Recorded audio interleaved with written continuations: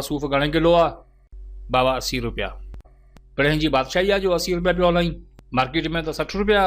पुट पोइ तूं उतां वठी लाए, आऊं पंहिंजो नुक़सान करे वापार कोन कंदसि। मुंहिंजे बचनि जी रोज़ी आहे, हक़ हलाल करे कमायां थो, 2 रुपया मिलनि था जे मां गुज़र सफ़र हले थो। तमीज़ सां ॻाल्हाए, ख़बर कोन अथई कंहिंजो पुटु आहियां। कंहिंजो पुटु आहीं ॿुधाए? लक्षण मां त लॻे थो अमीरी जी हवा भरियल अथई, बाक़ी ज़बान ॿुधाए पई त कंहिं जाहिल वॾेरे जो पुटु आहीं। तोखे कंहिं चयो तूं अची विच में टिप ॾे?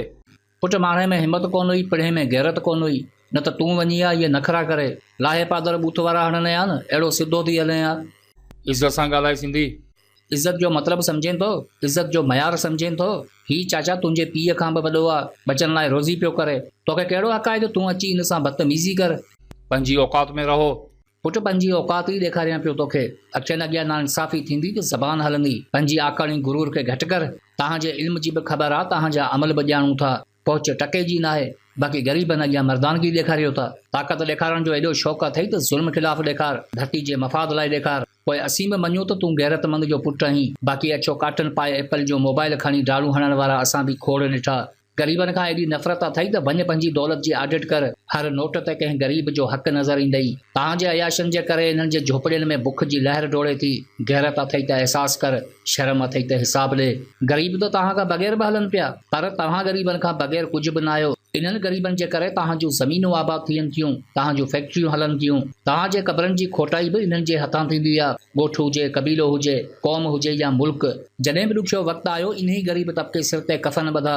तव्हां त सिर्फ़ु बंगलनि में वेही नतीजनि जा इंतज़ार कंदा आहियो, पर कॾहिं बुखे पेट थर जी ततल वारी ते हलो त ख़बर पवे, बचनि जा लाश झोली में खणी रोडनि ते वेही पिनो त ख़बर पवे, मामूली इलाज लाइ दर दर जा धिका खाओ त ख़बर पवे, पढ़ाई लाइ कर्ज़ खणूं, नौकरी लाइ रिश्वत ॾियूं, पोइ बि CM हाउस अॻियां पादर खाऊं। अहिड़े माहौल में अची ज़िंदगी गुज़ारियो त ख़बर पवे, समूरा सूर सीने में, पोइ बि क़दम मंज़िल ॾांहुं आहिनि।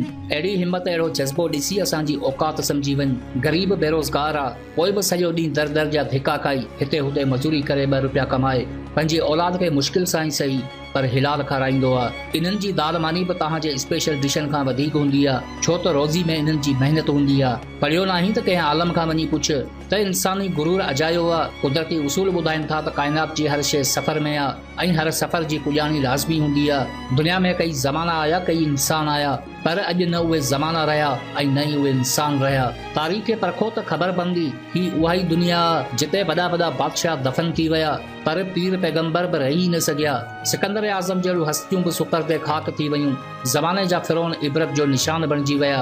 अॼु नमरूद जी ताक़त किथे आहे, शद्दाद जी जन्नत किथे आहे। यादि रखो त ज़मानो इंसाफ़ ते हले थो ऐं इंसान किरदार ते हले थो। इहे उसूल न रहिया त ज़वाल ईंदो आहे, ऐं उहो वक़्तु असां लाइ न, पर तव्हां लाइ कुदरती हिसाब हूंदो आहे। जे कुदरत खां बि ॾाढो आहीं पोइ त मयार नाहे, पर जे कमज़ोर आहीं त इंसान खे इंसान सम्झ। अमीरी ग़रीबी खे न ॾिस, दिलनि जे अहसास खे सम्झ।